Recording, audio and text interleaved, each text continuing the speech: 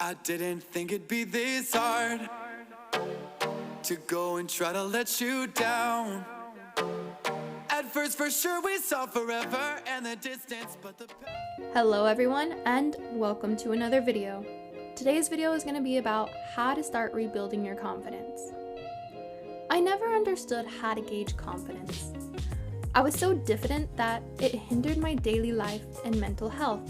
Along with that, I feared being overconfident, so I always wondered, well, where's the middle ground?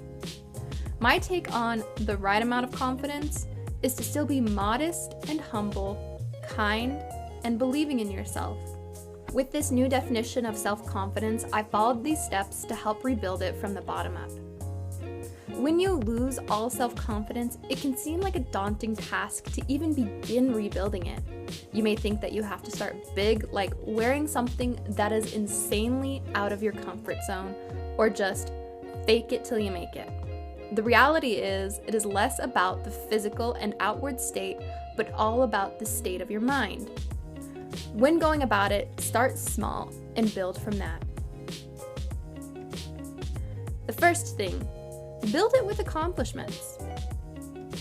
If you feel like you haven't accomplished anything worth writing home about, that's okay. Now, if you think you haven't accomplished anything at all, this is where it's a hindrance to your self-confidence. Now, how do you get confident with accomplishments? Well, the basic part of self-confidence is believing in your own ability to do things and success. So, gaining traction with small daily successes or accomplishments is the perfect place to start. When you have small accomplishments that lead to bigger ones, you get a feeling that you've done something. Once you fulfill a goal that seems so difficult or that you worked extremely hard for, you have this sense of success. That is what we're aiming for in this first point. It doesn't have to be anything outrageous. Just start small, complete small daily tasks, and ask yourself, what are the things that I need to complete today, or maybe this week? And you can build up to bigger things from here. For me, these small daily tasks were getting my homework finished before the deadline, keeping the house clean, and working out. For some, I get that these seem just like small average tasks, but for me, they were bigger because I was seriously struggling with all of these for a long time. Once I saw that I was successful in doing all of these almost daily, I felt confident going after even bigger things. Now, think about some personal goals that you want to accomplish. Is it getting a promotion, learning a new language, losing weight, or saving to travel? If these seem too intimidating, it's okay. Divide these larger goals into smaller ones that you can complete weekly or even daily. When you have small, measurable milestones, this is where you can clearly see the path you'll follow. Here's a quick example. You wouldn't try shooting at a target with your eyes closed, praying that you're at least facing the right direction. Then you can't just blindly go in a general direction and hope you'll eventually reach the goal.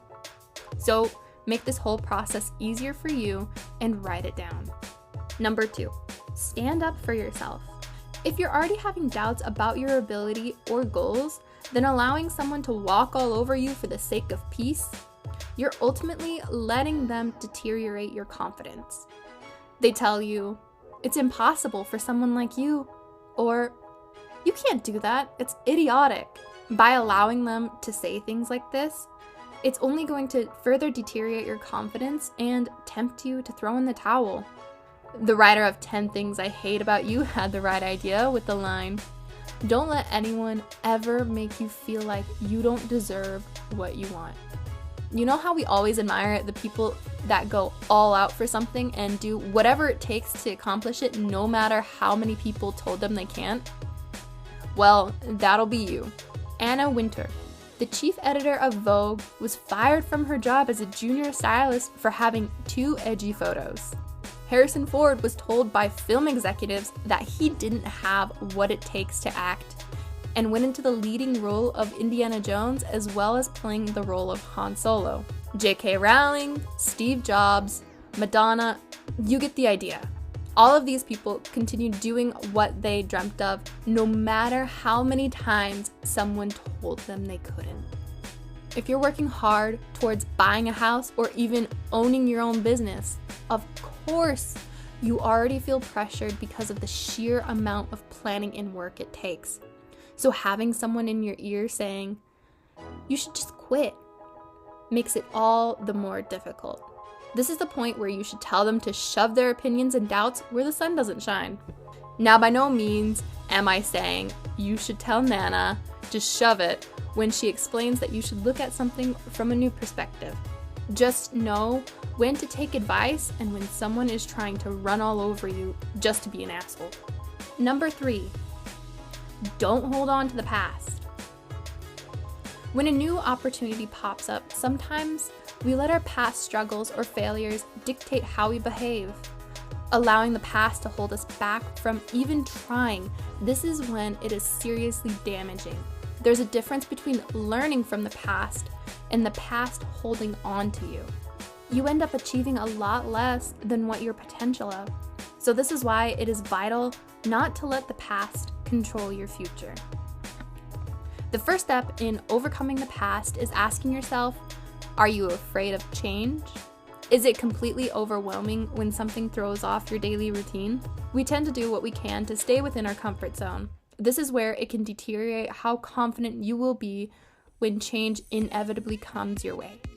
Those who don't learn from history are doomed to repeat it. This can be applied to the situation of, if you don't learn from your past experiences and grow from it, you will constantly be stuck in an endless cycle, never actually moving towards a better future. Once you assess if you're letting yourself wallow in your past, then you can learn the cycle. Things that repeat have a pattern. It may take time to figure it out, but once you identify the underlying problem, that is when you can really make a change. I'll give you a quick personal example. So I became comfortable with living an extremely unhealthy lifestyle. Since I knew it was unhealthy, I tricked myself into thinking that I was trying to lose weight. I would make the tiniest changes, but eventually go back to my old ways because it was what I knew best. It was within my comfort zone. I didn't realize that I was fearing the change and the possibilities of the unknown. Deep down, I didn't think I could commit to it. So why even try? Now, how did I make the change happen? Once I identified that true underlying fear, I started to push myself far out of my comfort zone. And I mean far out. Signing a contract for a gym membership for 2 years so that I couldn't wimp out. Otherwise, I'd waste money. Learning how to make healthy food that didn't taste like I was eating sticks and green. Now, this took me being open-minded to the unfamiliar. It was hard at first, and some days I wanted to quit. But that is when you need to push past that and know that what is waiting on the other side is entirely worth the struggle. If you're still struggling and giving up seems like the best option, then another thing you could do is look at the future you, the person you dream of being. Ask yourself, what would that person do in this situation? Would they just throw in the towel or obliterate that wall that's blocking them? Most likely, they would be able to overcome the obstacle and reap the reward. So that is what you and I will do. The last one, number 4, affirmations. Yes, affirmations work. Our brain sometimes gets mixed up between reality and imagination. We can use this to our advantage. Have you ever acted out something that was completely terrifying? Let's say a presentation or a big speech. Did acting it out help lessen that fear? Maybe a little bit. Affirmations work similarly. Repeating the affirmations you choose will help keep you motivated and confident. But there is still some work that has to be done. Assure your affirmations are said in the present tense and act as if you've already succeeded with it. How this worked for me was I chose a simple affirmation that I am confident. When I was within a situation where I tend to shrink and make myself as small as possible, I'd repeat this affirmation and make my posture one that radiated confidence. This is still a work in progress for me, but I am already seeing the benefits. That's why I'm suggesting it to you. Moving on. When you're choosing your affirmations, don't go towards basic, general statements unless they resonate with you. Put these affirmations everywhere, and I mean everywhere, so that you are constantly reading, seeing, and thinking of your affirmations. Put it on your mirrors, fridge, on the ceiling above your bed like some obsessive teenager would with any picture of their favorite celebrity. Do what you have to so you don't let the affirmations slip your mind. If you don't feel like acting as some obsessive teenager, then you can write them down in a notebook and read them every morning. This is exactly what I do. I read them every morning right before breakfast, but before I start any work. Here are a few affirmations that resonate with me and hopefully you as well. I am creative and open to new solutions. I am becoming a better version of myself one day at a time. I believe in my abilities and express my true self with ease. I have no reason to try and hide. I did nothing wrong.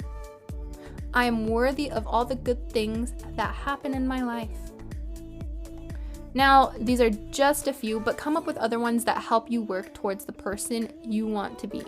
When I began my confidence building journey, some of these steps seemed difficult and almost impossible to me. I felt overwhelmed and even scared to take the first steps. So breaking it down into smaller parts was the best solution. Whether you decide to take it all on at once or go at it little by little, it is all okay. Do what seems right to you. Okay, that'll be it for this video. I hope you guys find it helpful in your own journey. And don't be afraid to like and share this video. Also, subscribe to my channel to keep up with the journey. I'll see you all in the next video. Bye for now.